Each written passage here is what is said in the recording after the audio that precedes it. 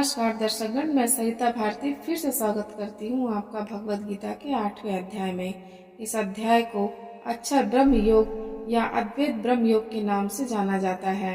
इस अध्याय में भगवान श्री कृष्ण अर्जुन को अमर ब्रह्म, आत्मा और मृत्यु के बाद के जीवन के बारे में उपदेश देते हैं। भगवान कृष्ण अर्जुन को बताते हैं कि परमात्मा के बारे में ज्ञान प्राप्त करने से जीवन के अंतिम लक्ष्य को प्राप्त किया जा सकता है। यह ब्रह्म अज्ञेय और अविनाशी है। श्लोक 1।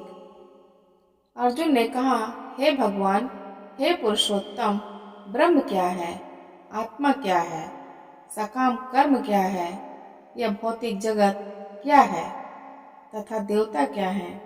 कृपा करके यह सब मुझे बताइए।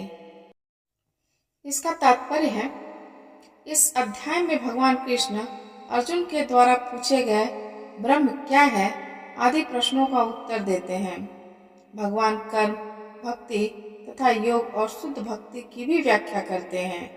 श्रीमद् भागवत में कहा गया है कि परम सत्य ब्रह्म परमात्मा तथा भगवान के नाम से जाना जाता है। साथ ही जीवात्मा या जीव को ब्रह्म भी कहते हैं। अर्जुन आत्मा के विषय में भी पूछता है, जिसे शरीर, आत्मा तथा मन का बोध होता है। वैदिक कोश के अनुसार आत्मा का अर्थ मन, आत्मा, शरीर तथा इंद्रियां भी होती हैं। अर्जुन ने परमेश्वर को पुरुषोत्तम या परम पुरुष कहकर संबोधित किया है, जिसका अर्थ यह होता है कि वह सारे प्रश्न अपने एक मित्र से नहीं अपितु परम पुरुष से उन्हें परम परायण मानकर पूछ रहा था, जो निश्चित उत्तर दे सकते थे। श्लोक 2। हे मधुसूदन, यज्ञ का स्वामी कौन है और वह शरीर में कैसे रहता है और मृत्यु के समय भक्ति में लगे रहने वाले आपको कैसे जान पाते हैं?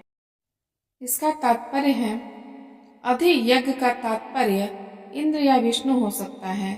विष्णु समस्त देवताओं में, जिनमें ब्रह्मा तथा शिव सम्मिलित हैं, प्रधान देवता हैं और इंद्र प्रशासक देवताओं में प्रधान है।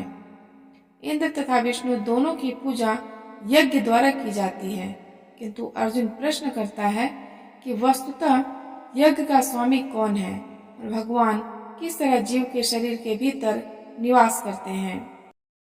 अर्जुन ने भगवान को मधुसूदन कहकर संबोधित किया, क्योंकि कृष्ण ने एक बार मधु नामक असुर का वध किया था। वस्तुतः ये सारे प्रश्न जो शंका के रूप में हैं, अर्जुन के मन में नहीं उठने चाहिए थे, क्योंकि अर्जुन एक कृष्ण भावना भावित भक्त था। अतः ये सारी शंकाएं असुरों के सदृश हैं। चूंकि कृष्ण असुरों के मारने में सिद्धहस्त थे, अतः अर्जुन ने उन्हें मधुसूदन कहकर संबोधित करता है, जिससे कृष्ण उसके मन में उठने वाली समस्त आसुरी शंकाओं को नष्ट कर दें। इस श्लोक का प्रयाण काले शब्द भी अत्यंत महत्वपूर्ण है, क्योंकि अपने जीवन में हम जो भी करते हैं उसकी परीक्षा मृत्यु के समय होनी है। अर्जुन उन लोगों के विषय में जो निरंतर कृष्ण भावनामृत में लगे रहते हैं, यह जानने के लिए अत्यंत उत्सुक है कि अंत समय उनकी दशा क्या होगी। मृत्यु के समय शरीर के सारे कार्य रुक जाते हैं और मन सही दशा में नहीं रहता। इस प्रकार शारीरिक स्थिति बिगड़ जाने से हो सकता है कि मनुष्य परमेश्वर का स्मरण न कर सके। परम भक्त महाराज कुलशेखर प्रार्थना करते हैं, हे भगवान, इस समय मैं पूर्ण स्वस्थ हूँ। अच्छा हो कि मेरी मृत्यु इसी समय हो जाए, जिससे मेरा मन रूपी हंस आपके चरण कमलों रूपी नाल के भीतर प्रविष्ट हो सके। यह रूपक इसलिए प्रयुक्त किया गया है, क्योंकि हंस जो एक जल पक्षी है, वह कमल के पुष्पों को कुतरने में आनंद का अनुभव करता है। इस तरह वह कमल पुष्प के भीतर प्रवेश करना चाहता है। महाराज कुलशेखर भगवान से कहते हैं, इस समय मेरा मन स्वस्थ है और मैं भी पूरी तरह स्वस्थ हूँ। यदि मैं आपके चरण कमलों का चिंतन करते हुए तुरंत मर जाऊं, तो मुझे विश्वास है कि आपके प्रति मेरी भक्ति पूर्ण हो जाएगी। किंतु यदि मुझे अपनी सहज मृत्यु की प्रतीक्षा करनी पड़े, तो मैं नहीं जानता कि क्या होगा, क्योंकि उस समय मेरा शरीर कार्य करना बंद कर देगा, मेरा गला रूंध जाएगा और मुझे पता नहीं कि मैं आपके नाम का जप कर पाऊंगा या नहीं। अच्छा यही होगा कि मुझे तुरंत मर जाने दें। अर्जुन प्रश्न करता है कि ऐसे मनुष्य किस तरह कृष्ण के चरण कमलों में अपने मन को स्थिर कर सकता है। श्लोक 3। भगवान ने कहा, अविनाशी और दिव्य जीव ब्रह्म कहलाता है। उसका नित्य स्वभाव अध्यात्म कहलाता है। जीवों के भौतिक शरीर से संबंधित गतिविधि कर्म या सकाम कर्म कहलाती है। इसका तात्पर्य है ब्रह्म अविनाशी तथा नित्य है और उसका विधान कभी नहीं बदलता, किंतु ब्रह्म से परे भी पर ब्रह्म होता है। ब्रह्म का अर्थ है जीव तथा पर ब्रह्म का अर्थ है भगवान। जीव का स्वरूप भौतिक जगत में उसकी स्थिति से भिन्न होता है। भौतिक चेतना में उसका स्वभाव पदार्थ पर प्रभुत्व जताना है, किंतु आध्यात्मिक चेतना या कृष्ण भावनामृत में उसकी स्थिति परमेश्वर की सेवा करना है। जब जीव भौतिक चेतना में होता है तो इसे संसार में विभिन्न प्रकार के शरीर धारण करने पड़ते हैं। यह भौतिक चेतना के कारण कर्म तथा विभिन्न सृष्टि कहलाता है। वैदिक साहित्य में जीव को जीवात्मा तथा ब्रह्म कहा जाता है, किंतु उसे कभी पर ब्रह्म नहीं कहा जाता। जीवात्मा विभिन्न स्थितियां ग्रहण करता है। कभी वह अंधकारपूर्ण भौतिक प्रकृति से मिल जाता है और पदार्थ को अपना स्वरूप मान लेता है, तो कभी वह पर आध्यात्मिक प्रकृति के साथ मिल जाता है। इसलिए वह परमेश्वर की तटस्थता शक्ति कहलाता है। भौतिक या आध्यात्मिक प्रकृति के साथ अपनी पहचान के अनुसार ही उसे भौतिक या आध्यात्मिक शरीर प्राप्त होता है। भौतिक प्रकृति में वह 84 लाख योनियों में से कोई शरीर धारण कर सकता है, किंतु आध्यात्मिक प्रकृति में उसका एक ही शरीर होता है। भौतिक प्रकृति में वह अपने कर्म के अनुसार कभी मनुष्य रूप में प्रकट होता है तो कभी देवता, पशु पक्षी आदि के रूप में प्रकट होता है। स्वर्गलोक की प्राप्ति तथा वहां का सुख भोगने की इच्छा से वह कभी कभी यज्ञ संपन्न करता है, किंतु जब उसका पुण्य क्षीण हो जाता है तो वह पुनः मनुष्य रूप में पृथ्वी पर वापस आ जाता है और यह प्रक्रिया कर्म कहलाती है। छांदोग्य उपनिषद में वैदिक यज्ञ अनुष्ठानों का वर्णन मिलता है। यज्ञ की वेदी में 5 अग्नियों को 5 प्रकार की आहुतियां दी जाती हैं। ये 5 अग्नियां स्वर्गलोक, बादल, पृथ्वी, मनुष्य तथा स्त्री रूप मानी जाती हैं और श्रद्धा, सोम, वर्षा, अन्न तथा वीर ये 5 प्रकार की आहुतियां हैं। यज्ञ प्रक्रिया में जीव अभिष्ट स्वर्ग लोक की प्राप्ति के लिए विशेष यज्ञ करता है और उन्हें प्राप्त करता है। जब यज्ञ का पुण्य क्षीण हो जाता है तो जीव पृथ्वी पर वर्षा के रूप में उतरता है और अन्न का रूप ग्रहण करता है। इस अन्न को मनुष्य खाता है, जिससे वह वीर में परिणत होता है और स्त्री के गर्भ में जाकर फिर से मनुष्य का रूप धारण करता है। यह मनुष्य पुनः यज्ञ करता है और पुनः वही चक्र चलता है। इस प्रकार जीव शाश्वत रीति से आता है और जाता रहता है, किंतु कृष्ण भावनाभावित पुरुष ऐसे यज्ञों से दूर रहता है।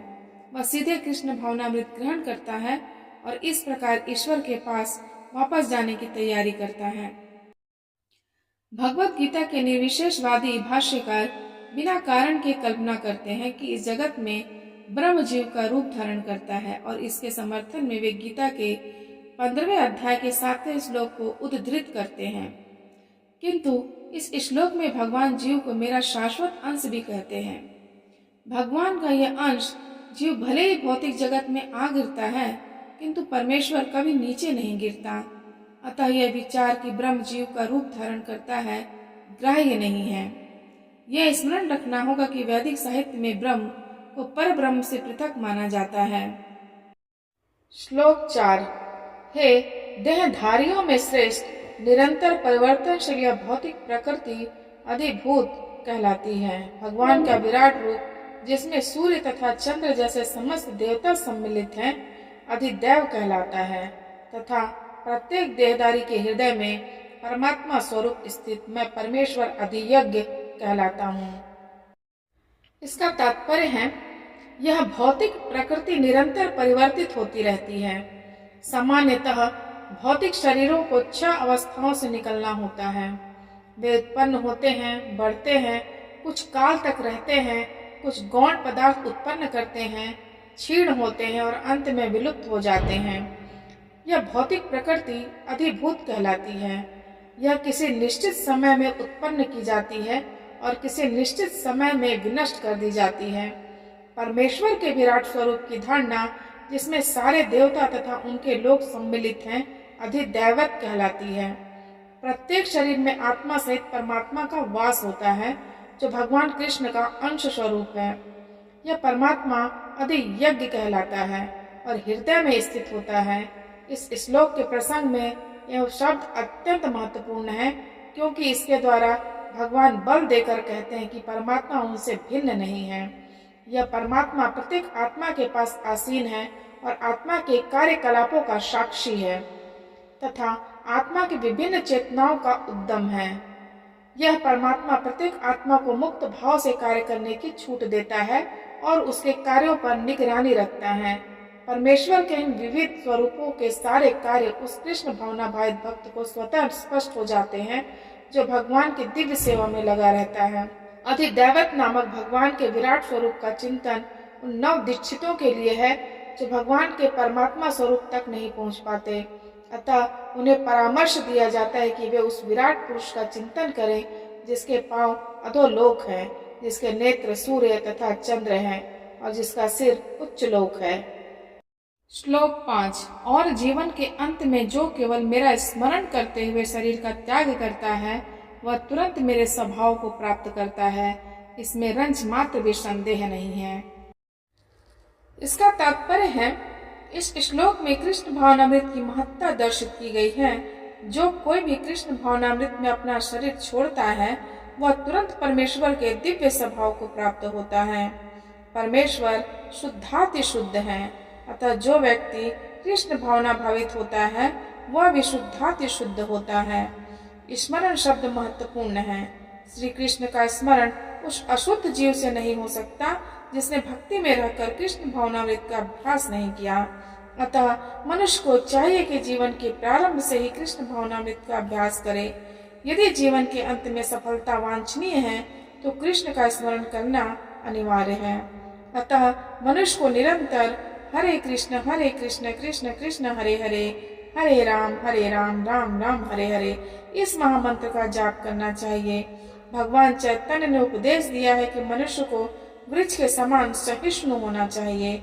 हरे कृष्ण कृष्ण कृष्ण हरे हरे, हरे राम राम राम हरे हरे का जप करने वाले व्यक्ति को अनेक व्यवधानों का सामना करना पड़ सकता है, तो भी इस महामंत्र का जप करते रहना चाहिए, जिससे जीवन के अंत समय कृष्ण भावनामृत का पूरा लाभ प्राप्त हो सके। श्लोक 6।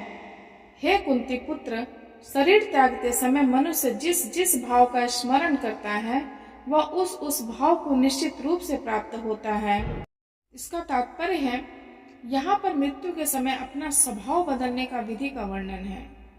जो व्यक्ति अंत समय कृष्ण का चिंतन करते हुए शरीर त्याग करता है, उसे परमेश्वर का दिव्य स्वभाव प्राप्त होता है। किंतु यह सत्य नहीं है कि यदि कोई मृत्यु के समय कृष्ण के अतिरिक्त और कुछ सोचता है, तो उसे भी दिव्य अवस्था प्राप्त होती है। हमें इस बात पर विशेष ध्यान देना चाहिए। तो फिर कोई मन की सही अवस्था में किस प्रकार मरे? महापुरुष होते हुए भी महाराज भरत ने मृत्यु के समय एक हिरण का चिंतन किया, अतः अगले जन्म में हिरण के शरीर में उनका देहांतरण हुआ। यद्यपि हिरण के रूप में उन्हें अपने विगत कर्मों की स्मृति थी, किंतु उन्हें पशु शरीर धारण करना ही पड़ा। निसंदेह मनुष्य के जीवन भर के विचार संचित होकर मृत्यु के समय उसके विचारों को प्रभावित करते हैं, अतः इस जीवन से उसका अगला जीवन बनता है। अगर कोई इस जीवन में सतोगुणी होता है और निरंतर कृष्ण का चिंतन करता है, तो संभावना यही है कि मृत्यु के समय उसे कृष्ण का स्मरण बना रहे।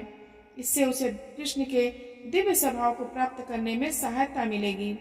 यदि कोई दिव्य रूप से कृष्ण की सेवा में लीन रहता है, तो उसका अगला शरीर दिव्य ही होगा, भौतिक नहीं। अतः जीवन के अंत समय अपने स्वभाव को सफलता पूर्वक बदलने के लिए हरे कृष्ण कृष्ण कृष्ण हरे हरे, हरे राम राम राम हरे हरे का जाप करना सर्वश्रेष्ठ विधि है। श्लोक 7।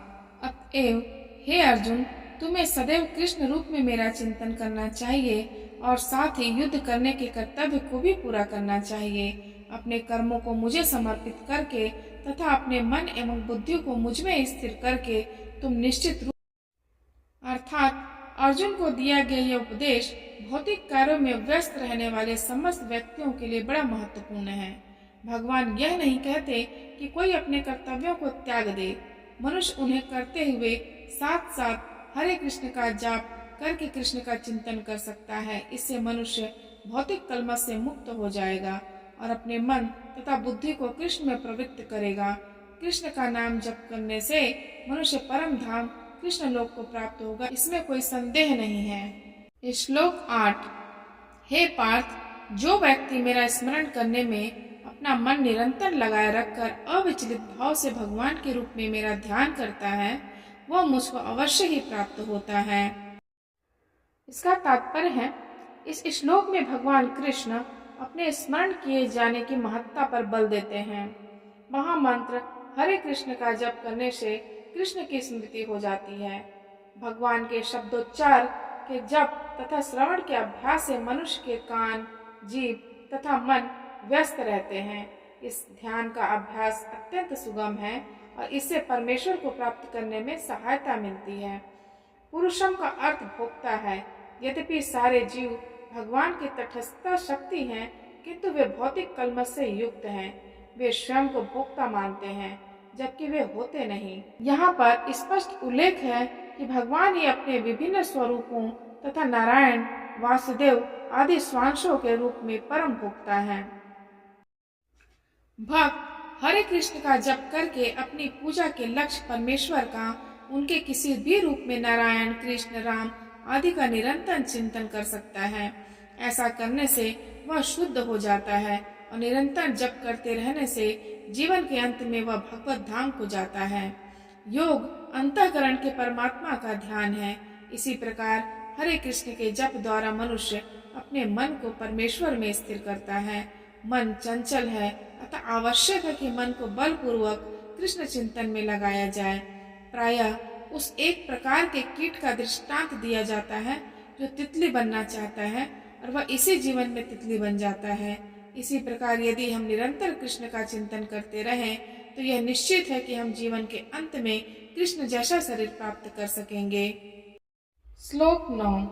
मनुष्य को चाहिए कि परम पुरुष का ध्यान सर्वज्ञ, पुरातन, नियंता, लघुत्तम से भी लघुत्तर, प्रत्येक का पालन करता, समस्त भौतिक बुद्धि से परे, अचिंत्य तथा नित्य पुरुष के रूप में करे। वे सूर्य के भांति तेजवान हैं और इस भौतिक प्रकृति से परे दिव्य रूप है। इसका तात्पर्य है, इस श्लोक में परमेश्वर के चिंतन की विधि का वर्णन हुआ है। सबसे प्रमुख बात यह है कि वे निराकार या शून्य नहीं है। कोई निराकार या शून्य का चिंतन कैसे कर सकता है? यह अत्यंत कठिन है, किंतु कृष्ण के चिंतन की विधि अत्यंत सुगम है और तथ्य रूप में यह वर्णित है। पहली बात तो यह है कि भगवान पुरुष है। हम राम तथा कृष्ण को पुरुष रूप में सोचते हैं, चाहे कोई राम का चिंतन करे या कृष्ण का। वे जिस तरह के हैं उसका वर्णन भगवत गीता के श्लोक में किया गया है। भगवान कवि हैं, अर्थात वे भूत, वर्तमान तथा भविष्य के गाता हैं, अतः वे सब कुछ जानने वाले हैं। वे प्राचीनतम पुरुष हैं क्योंकि वे समस्त वस्तुओं के उद्गम हैं। प्रत्येक वस्तु उन्हीं से उत्पन्न है। वे ब्रह्मांड के परम नियंता भी हैं। वे मनुष्यों के पालक तथा शिक्षक हैं। वे अणु से भी सूक्ष्म हैं। जीवात्मा बाल के अग्रभाग के 10,000वें अंश के बराबर है, किंतु भगवान अचिंत्य रूप से इतने लघु हैं कि वे इस अणु के भी हृदय में प्रविष्ट करते हैं। इसलिए वे लघुत्तम से भी लघुत्तर कहलाते हैं। परमेश्वर के रूप में वे परमाणु में तथा लघुत्तम के भी हृदय में प्रवेश कर सकते हैं और परमात्मा रूप में उसका नियंत्रण करते हैं। इतना लघु होते हुए भी वे सर्वव्यापी हैं और सबों का पालन करने वाले हैं। उनके द्वारा इन लोगों का धारण होता है। प्रायः हम आश्चर्य करते हैं कि विशाल लोग किस प्रकार वायु में तैर रहे हैं। यहाँ यह बताया गया है कि परमेश्वर अपनी अचिंत्य शक्ति द्वारा इन समस्त विशाल लोकों तथा आकाश गंगाओं को धारण किए हुए हैं। इस प्रसंग में अचिंत्य शब्द अत्यंत सार्थक है। ईश्वर की भक्ति हमारी कल्पना या विचार शक्ति से परे है, इसलिए अचिंत्य कहलाती है। इस बात का खंडन कौन कर सकता है? वे इस भौतिक जगत में व्याप्त हैं, फिर भी इससे परे हैं। हम इसी भौतिक जगत को ठीक ठीक नहीं समझ पाते, जो आध्यात्मिक जगत की तुलना में नगण्य है, तो फिर हम कैसे जान सकते हैं कि इसके परे क्या है? अचिंत्य का अर्थ है इस भौतिक जगत से परे, जिसे हमारा तर्क, नीति शास्त्र तथा दार्शनिक चिंतन छू नहीं पाता और जो अकल्पनीय है। अतः बुद्धिमान मनुष्यों को चाहिए कि व्यर्थ के तर्कों तथा चिंतन से दूर रहकर वेदों, भगवद गीता तथा भागवत जैसे शास्त्रों में जो कुछ कहा गया है उसे स्वीकार कर लें और उनके द्वारा सुनिश्चित किए गए नियमों का पालन करें। इससे ज्ञान प्राप्त हो सकेगा। श्लोक 10। मृत्यु के समय जो व्यक्ति अपने प्राण को भवों के मध्य स्थिर कर लेता है और योग शक्ति के द्वारा अविचलित मन से पूर्ण भक्ति के साथ परमेश्वर के स्मरण में अपने को लगाता है, वह निश्चित रूप से भगवान को प्राप्त होता है। इसका तात्पर्य है, इस श्लोक में स्पष्ट किया गया है कि मृत्यु के समय भगवान को भगवान की भक्ति में स्थिर करना चाहिए। जो लोग योगाभ्यास करते हैं उनके लिए स्तुति की गई है कि वे प्राण को भवों के बीच में ले आएं। यहाँ पर षट चक्र योग के अभ्यास का प्रस्ताव है, जिसमें 6 चक्रों पर ध्यान लगाया जाता है, परंतु निरंतर कृष्ण भावनामृत में लीन रहने के कारण शुद्ध भक्त भगवत कृपा के मृत्यु के समय योगाभ्यास के बिना भगवान का स्मरण कर सकता है। इसकी व्याख्या इस श्लोक में योग बलेन शब्द का विशिष्ट प्रयोग महत्वपूर्ण है, क्योंकि योग के अभाव में चाहे वह षट चक्र योग हो या भक्ति, मनुष्य कभी भी मृत्यु के समय इस दिव्य अवस्था को प्राप्त नहीं होता। कोई भी मृत्यु के समय परमेश्वर का सहसा स्मरण नहीं कर पाता। उसे किसी न किसी योग का, विशेषतया भक्ति योग का अभ्यास होना चाहिए। चूंकि मृत्यु के समय मनुष्य का मन अत्यधिक विचलित रहता है, अतः अपने जीवन में मनुष्य को योग के माध्यम से अध्यात्म का अभ्यास करना चाहिए। श्लोक 11। जो वेदों के ज्ञाता हैं, जो ओमकार का उच्चारण करते हैं और जो संन्यास आश्रम के बड़े बड़े मुनि हैं, वे ब्रह्म में प्रवेश करते हैं। ऐसी सिद्धि की इच्छा करने वाले ब्रह्मचर्य व्रत का अभ्यास करते हैं। अब मैं तुम्हें वह विधि बताऊंगा जिससे कोई भी व्यक्ति मुक्ति लाभ कर सकता है। इसका तात्पर्य है, श्री कृष्ण अर्जुन के लिए षट चक्र योग की विधि का अनुमोदन कर चुके हैं, जिसमें प्राण के भवों के मध्य स्थिर करना होता है। यह मानकर कि हो सकता है अर्जुन को षट चक्र योग अभ्यास न आता हो, कृष्ण अगले श्लोकों में इसकी विधि बताते हैं। भगवान कहते हैं कि ब्रह्म यद्यपि अद्वितीय है, किंतु उसके अनेक स्वरूप होते हैं। विशेषतया निर्विशेषवादियों के लिए अक्षर या ओमकार ब्रह्म है। कृष्ण यहाँ पर निर्विशेष ब्रह्म के विषय में बता रहे हैं, इसमें सन्यासी प्रवेश करते हैं। ज्ञान की वैदिक पद्धति में छात्रों को प्रारंभ से गुरु के पास रहने से ब्रह्मचर्य व्रत का पालन करते हुए ओमकार का उच्चारण तथा परम निर्विशेष ब्रह्म की शिक्षा दी जाती है। इस प्रकार वे ब्रह्म के 2 स्वरूपों से परिचित होते हैं। यह प्रथा छात्रों के आध्यात्मिक जीवन के विकास के लिए अत्यावश्यक है, किंतु इस समय ऐसा ब्रह्मचर्य जीवन बिता पाना बिल्कुल संभव नहीं है। विश्व का सामाजिक ढांचा इतना बदल चुका है कि छात्र जीवन के प्रारंभ से ब्रह्मचर्य जीवन बिताना संभव नहीं है। यद्यपि विश्व में ज्ञान की विभिन्न शाखाओं के लिए अनेक संस्थाएं हैं, किंतु ऐसी मान्यता प्राप्त एक भी संस्था नहीं है जहां ब्रह्मचर्य के सिद्धांतों में शिक्षा प्रदान की जा सके। ब्रह्मचर्य के बिना आध्यात्मिक जीवन में उन्नति कर पाना अत्यंत कठिन है।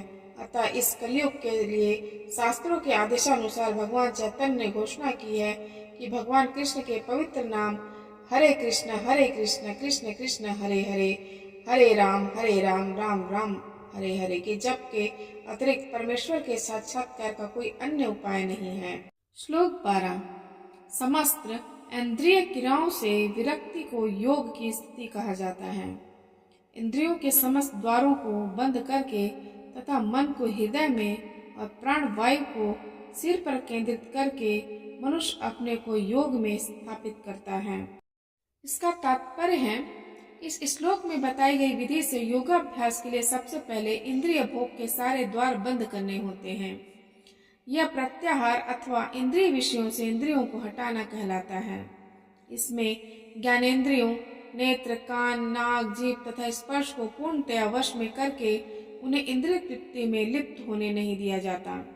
इस प्रकार मन हृदय में स्थित परमात्मा पर केंद्रित होता है और प्राणवायु को सिर के ऊपर तक चढ़ाया जाता है। इसका विस्तृत वर्णन 6ठे अध्याय में हो चुका है, किंतु जैसा कि पहले कहा जा चुका है, अब यह विधि व्यवहारिक नहीं है। सबसे उत्तम विधि तो कृष्ण भावनामृत है। यदि कोई भक्ति में अपने मन को कृष्ण में स्थिर करने में समर्थ होता है तो उसके लिए अविचलित दिव्य समाधि में बने रहना सुगम हो जाता है।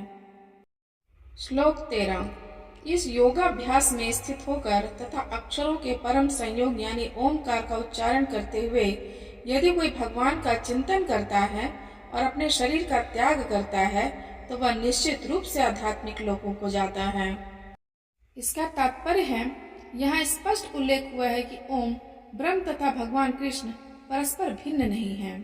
ओम कृष्ण की निर्विशेष ध्वनि है, लेकिन हरे कृष्ण में यह ओम सन्निहित है। इस युग के लिए हरे कृष्ण मंत्र जप की स्पष्ट संस्तुति है। अतः यदि कोई हरे कृष्ण कृष्ण कृष्ण हरे हरे, हरे राम राम राम हरे हरे इस मंत्र का जप करते हुए शरीर त्यागता है तो वह अपने अभ्यास के गुणानुसार आध्यात्मिक लोकों में से किसी एक लोक को चला जाता है। कृष्ण के भक्त कृष्ण लोक या गोलोक वृंदावन को जाते हैं। सगुणवादियों के लिए आध्यात्मिक आकाश में अन्य अनेक लोक हैं जिन्हें वैकुंठ लोक कहते हैं, किंतु निर्विशेषवादी तो ब्रह्म ज्योति में ही रह जाते हैं। श्लोक 14। हे अर्जुन, जो अनन्य भाव से निरंतर मेरा स्मरण करता है उसके लिए मैं सुलभ हूँ, क्योंकि वह मेरी भक्ति में प्रवृत्त रहता है। इसका तात्पर्य है, इस श्लोक में उन निष्काम भक्तों द्वारा प्राप्तव्य अंतिम गंतव्य का वर्णन है जो भक्ति योग के द्वारा भगवान की सेवा करते हैं। पिछले श्लोकों में 4 प्रकार के भक्तों का वर्णन हुआ है: आर्थ, जिज्ञासु, अर्थार्थी तथा ज्ञानी। मुक्ति की विभिन्न विधियों का भी वर्णन हुआ है: कर्मयोग, ज्ञान योग तथा हठ योग। इन योग पद्धतियों के नियमों में कुछ न कुछ भक्ति मिली रहती है, लेकिन इस श्लोक में शुद्ध भक्ति योग का वर्णन है जिसमें ज्ञान, कर्म या हठ का मिश्रण नहीं होता। जैसा कि अनन्य चेता शब्द से सूचित होता है कि भक्ति योग में भक्त कृष्ण के अतिरिक्त और कोई इच्छा नहीं करता। शुद्ध भक्त न तो स्वर्ग लोक जाना चाहता है, न ब्रह्म ज्योति से तदम्य या मोक्ष या भव बंधन से मुक्ति ही चाहता है। शुद्ध भक्त न तो स्वर्ग लोक जाना चाहता है, न ब्रह्म ज्योति से तादात्म्य या मोक्ष या भव बंधन से मुक्ति ही चाहता है। शुद्ध भक्त किसी भी वस्तु की इच्छा नहीं करता। चैतन्य चरितामृत में शुद्ध भक्त को निष्काम कहा गया है। उसे ही पूर्ण शांति का लाभ होता है, उन्हें नहीं जो स्वार्थ में लगे रहते हैं। एक और जहाँ ज्ञान योगी, कर्म योगी या हठ योगी का अपना अपना स्वार्थ रहता है, वहीं पूर्ण भक्त में भगवान को प्रसन्न करने के अतिरिक्त अन्य कोई इच्छा नहीं होती। अतः भगवान कहते हैं कि जो एक निष्ठ भाव से उनकी भक्ति में लगा रहता है उसे वे सरलता से प्राप्त होते हैं। शुद्ध भक्त सदैव कृष्ण के विभिन्न रूपों में से किसी एक की भक्ति में लगा रहता है। कृष्ण के अनेक श्वास तथा अवतार हैं, यथा राम तथा नरसिंह, जिनमें से भक्त किसी एक रूप को चुनकर उसकी प्रेमा भक्ति में मन को स्थिर कर सकता है। ऐसे भक्त को उन अनेक समस्याओं का सामना नहीं करना पड़ता जो अन्य योग के अभ्यासकर्ताओं को झेलनी पड़ती है। भक्ति योग अत्यंत सरल, शुद्ध तथा सुगम है। इसका शुभारंभ हरे कृष्ण जप से किया जा सकता है। भगवान सबों पर कृपालु हैं, किंतु जैसा कि पहले कहा जा चुका है, जो अनन्य भाव से उनकी सेवा करते हैं वे उनके ऊपर विशेष कृपालु रहते हैं। भगवान ऐसे भक्तों की सहायता अनेक प्रकार से करते हैं, जैसा कि वेदों में कहा गया है, यम वैश वृणुते तेन लभ्यस्तस्य ऐश आत्मा विवृणुते तनुम स्वाम। जिसने पूरी तरह से भगवान की शरण ले ली है, जो उनकी भक्ति में लगा हुआ है, वही भगवान को यथारूप में समझ सकता है। तथा गीता में भी कहा गया है, ददामि बुद्धि योगम तम। ऐसे भक्त को भगवान पर्याप्त बुद्धि प्रदान करते हैं जिससे वह उन्हें भगवत धाम में प्राप्त कर सके। शुद्ध भक्त का सबसे बड़ा गुण यह है कि वह देश तथा काल का विचार किए बिना अनन्य भाव से कृष्ण का ही चिंतन करता रहता है।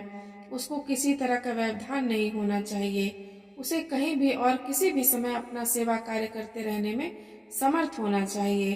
कुछ लोगों का कहना है कि भक्तों को वृंदावन जैसे पवित्र स्थानों में या किसी पवित्र नगर में जहाँ भगवान रह चुके हैं रहना चाहिए, किंतु शुद्ध भक्त कहीं भी रहकर अपनी भक्ति से वृंदावन जैसा वातावरण उत्पन्न कर सकता है। श्री अद्वैत ने चैतन्य महाप्रभु से कहा था, आप जहाँ भी हैं हे प्रभु वही वृंदावन है।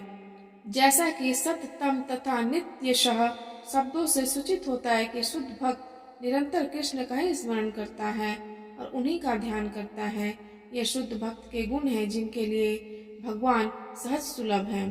गीता समस्त योग पद्धतियों में से भक्ति योग की ही संस्तुति करती है। सामान्यतया भक्ति योगी 5 प्रकार से भक्ति में लगे रहते हैं।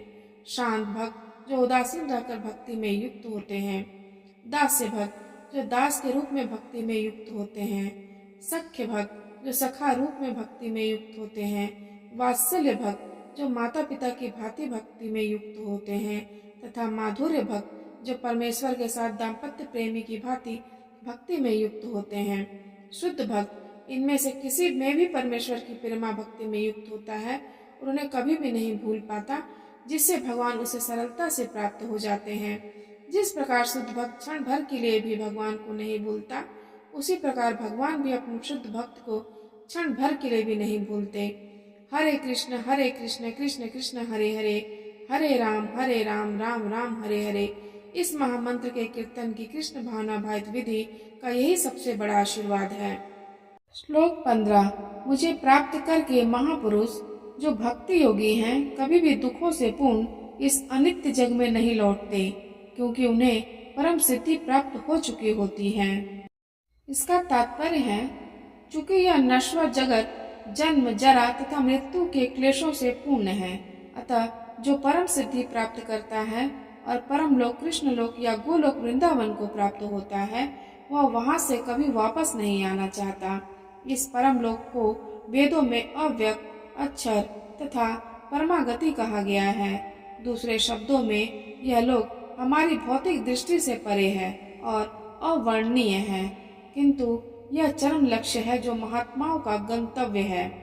महात्मा अनुभव सिद्ध भक्तों से दिव्य संदेश प्राप्त करते हैं और इस प्रकार वे धीरे धीरे कृष्ण भावनामृत में भक्ति विकसित करते हैं और दिव्य सेवा में इतने लीन हो जाते हैं कि वे न तो किसी भौतिक लोक में जाना चाहते हैं, यहाँ तक कि न ही वे किसी आध्यात्मिक लोक में जाना चाहते हैं।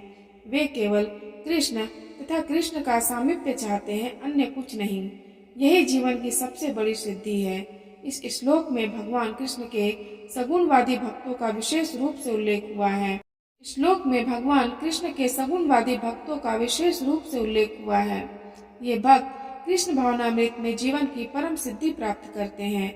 दूसरे शब्दों में वे सर्वोच्च आत्माएं हैं। श्लोक 16। इस जगत में सर्वोच्च लोक से लेकर निम्नतम सारे लोक दुखों के घर हैं, जहाँ जन्म तथा मरण का चक्कर लगा रहता है।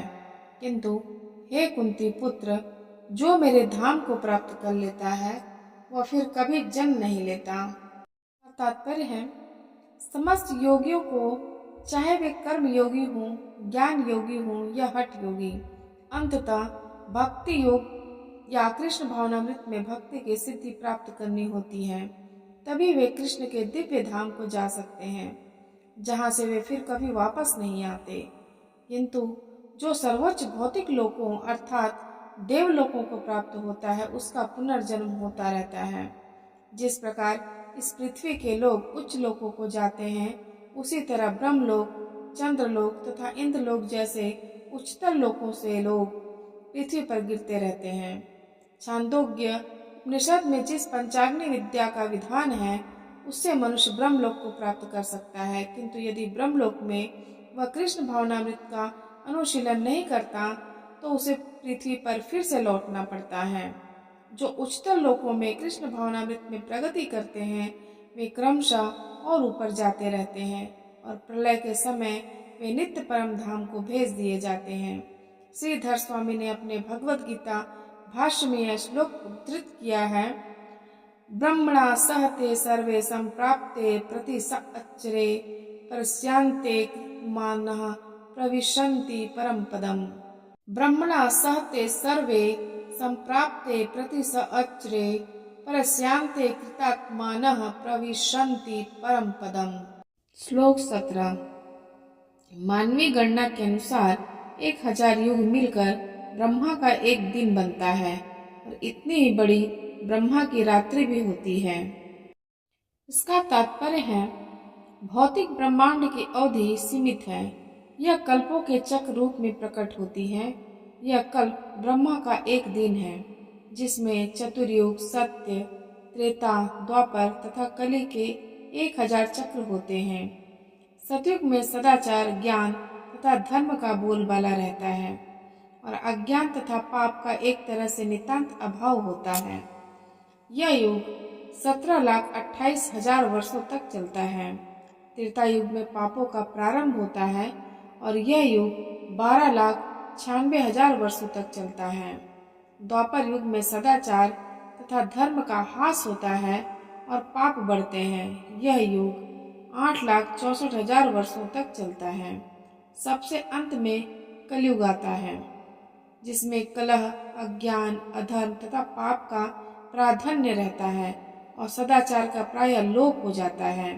यह युग 4,32,000 वर्षों तक चलता है। इस युग में पाप यहाँ तक बढ़ जाते हैं। इस युग के अंत में भगवान स्वयं कल की अवतार धारण करते हैं, असुरों का संहार करते हैं, भक्तों की रक्षा करते हैं और दूसरे सतयुग का शुभारंभ होता है। इस तरह यह क्रिया निरंतर चलती रहती है। ये चारों युग एक सहस्र चक्र कर लेने पर ब्रह्मा के एक दिन के तुल्य होते हैं। इतने ही वर्षों की उनकी एक रात्रि होती है। ब्रह्मा के ये 100 वर्ष गणना के अनुसार पृथ्वी के 31 नील, 10 खरब, 40 अरब वर्ष के तुल्य हैं। इन गणनाओं से ब्रह्मा की आयु अत्यंत विचित्र तथा न समाप्त होने वाली लगती है, किंतु नित्यता की दृष्टि से यह बिजली की चमक जैसी अल्प है। कारणारण्यों में असंख्य ब्रह्मा अटलांटिक सागर में पानी के बुलबुलों के समान प्रकट होते और लोप होते रहते हैं। ब्रह्मा तथा उनकी सृष्टि भौतिक ब्रह्मांड के अंग हैं, फलस्वरूप निरंतर परिवर्तित होते रहते हैं। इस भौतिक ब्रह्मांड में ब्रह्मा भी जन्म, जरा, रोग तथा मरण की क्रिया से अछूते नहीं हैं, किंतु चूंकि ब्रह्मा इस ब्रह्मांड की व्यवस्था करते हैं, इसलिए वे भगवान की प्रत्यक्ष सेवा में लगे रहते हैं। फलस्वरूप उन्हें तुरंत मुक्ति प्राप्त हो जाती है। यहाँ तक कि सिद्ध सन्यासियों को भी ब्रह्मलोक भेजा जाता है, जो इस ब्रह्मांड का सर्वोच्च लोक है, किंतु कालक्रम से ब्रह्मा तथा ब्रह्मलोक के सारे वासी प्रकृति के नियमानुसार मरणशील होते हैं। श्लोक 18। ब्रह्मा के दिन के शुभारंभ में सारे जीव अव्यक्त अवस्था से व्यक्त होते हैं और फिर जब रात्रि आती है तो वे पुनः अव्यक्त में विलीन हो जाते हैं।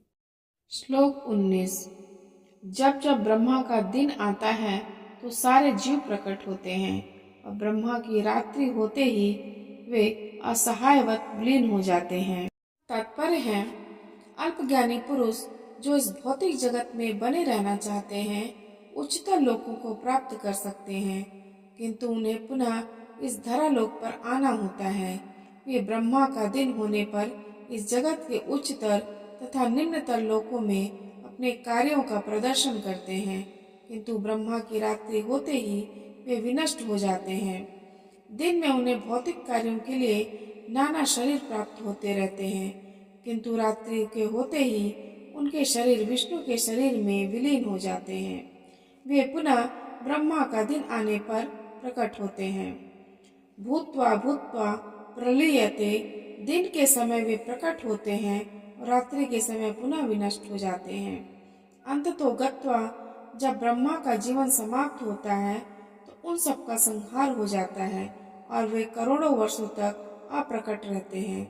अन्य कल्प में ब्रह्मा का पुनर्जन्म होने पर वे पुनः प्रकट होते हैं। इस प्रकार वे भौतिक जगत के जादू से मोहित होते रहते हैं, किंतु जो बुद्धिमान व्यक्ति कृष्ण भावनामृत स्वीकार करते हैं वे इस मनुष्य जीवन का उपयोग भगवान की भक्ति करने में तथा हरे कृष्ण मंत्र के कीर्तन में बिताते हैं। इस प्रकार वे इसी जीवन में कृष्ण लोक को प्राप्त होते हैं और वहां पर पुनर्जन्म के चक्कर से मुक्त होकर सतत आनंद का अनुभव करते हैं। श्लोक 20। इसके अतिरिक्त एक अन्य अव्यक्त प्रकृति है जो शाश्वत है और इस अव्यक्त तथा अव्यक्त पदार्थ से परे है। यह परा और कभी नाश न होने वाली है। जब इस संसार का सब कुछ लय हो जाता है तब भी उसका नाश नहीं होता। तात्पर्य को समझेंगे। कृष्ण की पराशक्ति दिव्य और शाश्वत है। यह उस भौतिक प्रकृति के समस्त परिवर्तनों से परे है जो ब्रह्मा के दिन के समय व्यक्त और रात्रि के समय विनष्ट होती रहती है। कृष्ण की पराशक्ति भौतिक प्रकृति के गुण से सर्वथा विपरीत है। परा तथा अपरा प्रकृति की व्याख्या 7वें अध्याय में हुई है। श्लोक 21, जिसे वेदांती अप्रकट तथा अविनाशी बताते हैं, जो परम गंतव्य है, जिसे प्राप्त कर लेने पर कोई वापस नहीं आता, वही मेरा परम धाम है। तात्पर्य है, ब्रह्म संहिता में भगवान कृष्ण के परम धाम को चिंतामणि धाम कहा गया है, जो ऐसा स्थान है जहाँ सारी इच्छाएं पूरी होती हैं। भगवान कृष्ण का परम धाम गोलोक वृंदावन कहलाता है और वह पारसमणि से निर्मित प्रसादों से युक्त है। वहाँ पर वृक्ष भी है जिन्हें कल्पतरु कहा जाता है, जो इच्छा होने पर किसी भी तरह का खाद्य पदार्थ प्रदान करने वाले हैं।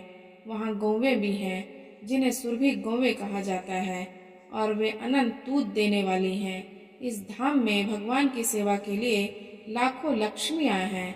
वे आदि भगवान गोविंद तथा समस्त कारणों के कारण कहलाते हैं। भगवान बंशी बजाते हैं। उनका दिव्य स्वरूप समस्त लोकों में सर्वाधिक आकर्षक है। उनके नेत्र कमल दलों के समान हैं और उनका शरीर मेघों के वर्ण का है। वे इतने रूपवान हैं कि उनका सौंदर्य हजारों कामदेवों को मात करता है। वे पीत वस्त्र धारण करते हैं। उनके गले में माला रहती है और केशों में मोर पंख लगे रहते हैं। भगवद गीता में भगवान कृष्ण अपनी निजी धाम गोलोक वृंदावन का संकेत मात्र करते हैं, जो आध्यात्मिक जगत में सर्वश्रेष्ठ लोक है। इसका विशद वृत्तांत ब्रह्म संहिता में मिलता है। वैदिक ग्रंथ बताते हैं कि भगवान का धाम सर्वश्रेष्ठ है और यही परम धाम है। एक बार वहां पहुंचकर फिर से भौतिक संसार में वापस नहीं आना होता। कृष्ण का परम धाम तथा स्वयं कृष्ण अभिन्न है, क्योंकि वे दोनों एक से गुण वाले हैं। आध्यात्मिक आकाश में इस गोलोक वृंदावन की प्रतिकृति इस पृथ्वी पर दिल्ली से 90 मील दक्षिण पूर्व स्थित है। जब कृष्ण ने इस पृथ्वी पर अवतार ग्रहण किया था तो उन्होंने इसी भूमि पर, जिसे वृंदावन कहते हैं, जो भारत में मथुरा जिले के 84 वर्ग मील में फैला हुआ है, क्रीड़ा की थी। श्लोक 22, भगवान जो सबसे महान है, अनन्य भक्ति द्वारा ही प्राप्त किए जा सकते हैं। यद्यपि वे अपने धाम में विराजमान रहते हैं तो भी वे सर्वव्यापी हैं और उनमें सब कुछ स्थित है। तात्पर्य है, यहाँ यह स्पष्ट बताया गया है कि जिस परम धाम से फिर लौटना नहीं होता, वह परम पुरुष कृष्ण का धाम है। ब्रह्म संहिता में इस परम धाम को आनंद चिन्मय रस कहा गया है, जो ऐसा स्थान है जहाँ सभी वस्तुएं परम आनंद से पूर्ण हैं। जितनी भी विविधता प्रकट होती है, वह सब इसी परम आनंद का गुण है। वहाँ कुछ भी भौतिक नहीं है। यह विविधता भगवान के विस्तार के साथ ही विस्तृत होती जाती हैं, क्योंकि वहाँ की सारी अभिव्यक्ति पराशक्ति के कारण है, जैसा कि 7वें अध्याय में बताया गया है। जहाँ तक इस भौतिक जगत का प्रश्न है, यद्यपि भगवान अपने धाम में ही सदैव रहते हैं, तो भी वे अपनी भौतिक शक्ति द्वारा सर्वव्याप्त हैं। इस प्रकार वे अपनी परा तथा अपरा शक्तियों द्वारा सर्वत्र भौतिक तथा आध्यात्मिक दोनों ब्रह्मांडों में उपस्थित रहते हैं। यह सान्यतः स्थानीय का अर्थ है कि प्रत्येक वस्तु उनमें या उनकी परा या अपरा शक्ति में निहित है। इन्हीं दोनों शक्तियों के द्वारा भगवान सर्वव्यापी हैं। धाम में या असंख्य वैकुंठ लोकों में भक्ति के द्वारा ही प्रवेश संभव है। जैसा कि भक्त्या शब्द द्वारा सूचित होता है कि किसी अन्य विधि से परम धाम की प्राप्ति संभव नहीं है। वेदों में भी परम धाम तथा भगवान का वर्णन मिलता है। एको वशी सर्वगः कृष्ण, उस धाम में केवल एक भगवान रहता है जिसका नाम कृष्ण है। वह अत्यंत दयालु विग्रह है और एक रूप में स्थित होकर भी वह अपने लाखों स्वांशों में विस्तृत करता रहता है। वेदों में भगवान की उपमा उस शांत वृक्ष से दी गई है जिसमें नाना प्रकार के फूल तथा फल लगे हैं और जिसकी पत्तियां निरंतर बदलती रहती हैं। वैकुंठ लोक की अध्यक्षता करने वाले भगवान के श्वास चतुर्भुजी हैं और विभिन्न नामों से विख्यात हैं। पुरुषोत्तम, त्रिविक्रम, केशव, माधव, अनिरुद्ध, ऋषिकेश, संकर्षण, प्रद्युम्न, श्रीधर, वासुदेव, दामोदर, जनार्दन, नारायण, वामन, पद्मनाभ आदि। ब्रह्म संहिता में भी इसकी पुष्टि हुई है। यद्यपि भगवान निरंतर परम धाम गोलोक वृंदावन में रहते हैं, किंतु वे सर्वव्यापी हैं, ताकि सब कुछ सुचारू रूप से चलता रहे। वेदों में कहा गया है, श्लोक 23, हे भरत श्रेष्ठ, अब मैं तुम्हें उन विभिन्न कालों को बताऊंगा जिनमें इस संसार से प्रयाण करने के बाद योगी पुनः आता है अथवा नहीं आता। इसका तात्पर्य है, परमेश्वर के अनन्य पूर्ण शरणागत भक्तों को इसकी चिंता नहीं रहती कि वे कब और किस तरह शरीर को त्यागेंगे। वे सब कुछ कृष्ण पर छोड़ देते हैं और इस तरह सरलता पूर्वक प्रसन्नता सहित भगवत धाम जाते हैं। किंतु जो अनन्य भक्त नहीं हैं और कर्म योग, ज्ञान योग तथा हठ योग जैसी आत्म साक्षात्कार की विधियों पर आश्रित रहते हैं, उन्हें उपयुक्त समय में शरीर त्यागना होता है, जिससे वे आश्वस्त हो सकें कि इस जन्म मृत्यु वाले संसार में उनको लौटना होगा या नहीं।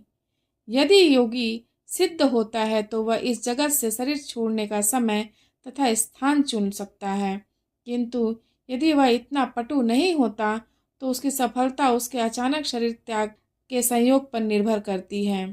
भगवान ने अगले श्लोक में ऐसे उचित अवसरों का वर्णन किया है कि कब मरने से कोई वापस नहीं आता। आचार्य बलदेव विद्याभूषण के अनुसार यहाँ पर संस्कृत के काल शब्द का प्रयोग काल के अधिष्ठाता देव के लिए हुआ है।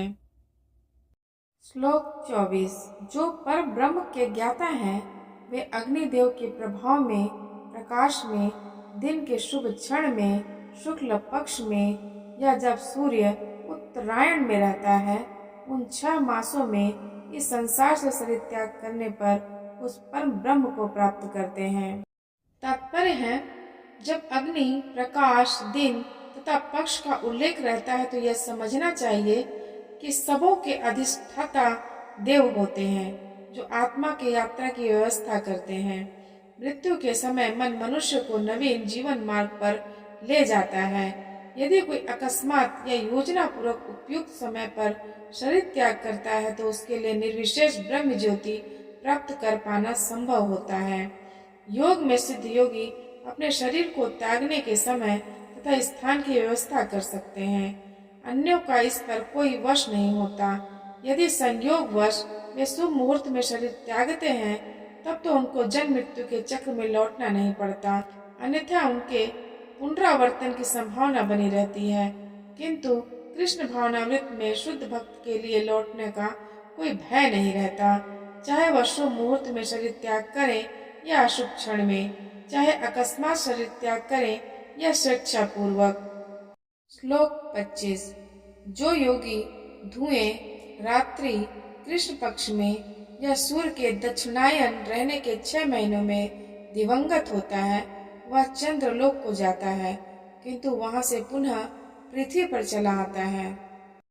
इसका तात्पर्य है, भागवत के 3 स्कंध में कपिल मुनि उल्लेख करते हैं कि जो लोग कर्म कांड तथा यज्ञ कांड में निपुण हैं, वे मृत्यु होने पर चंद्रलोक को प्राप्त करते हैं। ये महान आत्माएं चंद्रमा पर लगभग 10,000 वर्षों तक रहती हैं और सोम रस का पान करते हुए जीवन का आनंद भोगती हैं। अंततो गत्वा वे पृथ्वी पर लौट आती हैं। इसका अर्थ यह हुआ कि चंद्रमा में उच्च श्रेणी के प्राणी रहते हैं। भले ही हम अपने स्थूल इंद्रियों से उन्हें देख न सकें। श्लोक 26, वैदिक मतानुसार इस संसार से प्रयाण करने के 2 मार्ग हैं, एक प्रकाश का तथा दूसरा अंधकार का। जब मनुष्य प्रकाश के मार्ग से जाता है तो वह वापस नहीं आता, किंतु अंधकार के मार्ग से जाने वाला पुनः लौट कर आता है। पर आचार्य बलदेव विद्याभूषण ने छांदोग्य उपनिषद से ऐसा ही विवरण उद्धृत किया है। जो अनादिकाल से सकाम कर्मी तथा दार्शनिक चिंतक रहे हैं, वे निरंतर आवागमन करते रहते हैं। वस्तुतः उन्हें परम मोक्ष प्राप्त नहीं होता, क्योंकि वे कृष्ण की शरण में नहीं जाते। श्लोक 27। हे अर्जुन, यद्यपि भक्तगण इन दोनों मार्गों को जानते हैं, किंतु वे मोहग्रस्त नहीं होते। अतः तुम भक्ति में सदैव स्थिर रहो। तात्पर्य है, कृष्ण अर्जुन को उपदेश दे रहे हैं कि उसे इस जगत से आत्मा के प्रयाण करने के विभिन्न मार्गों को सुनकर विचलित नहीं होना चाहिए। भगवत भक्त को इसकी चिंता नहीं होनी चाहिए कि वह स्वेच्छा से मरेगा या दैववशात से। भक्त को कृष्ण भावनामृत में दृढ़ता पूर्वक स्थित रहकर हरे कृष्ण का जप करना चाहिए। उसे यह जान लेना चाहिए कि इन दोनों मार्गों में से किसी की भी चिंता करना कष्टदायक है। कृष्ण भावनामृत में तल्लीन होने की सर्वोत्तम विधि यही है कि भगवान की सेवा में सदैव रत रहा जाए। इससे भगवत धाम का मार्ग स्वतः सुगम, सुनिश्चित तथा सीधा होगा। इस श्लोक का योग युग शब्द विशेष रूप से महत्वपूर्ण है। जो योग में स्थिर है, वह अपनी सभी गतिविधियों में निरंतर कृष्ण भावनामृत में रत रहता है। श्री रूप गोस्वामी का उपदेश है, अनासक्तस्य विषयान यथार्हमुपयुज्यतः। मनुष्य को सांसारिक कार्यों से अनासक्त रहकर कृष्ण भावनामृत में सब कुछ करना चाहिए। इस विधि से, जिसे युक्त वैराग्य कहते हैं, मनुष्य सिद्धि प्राप्त करता है।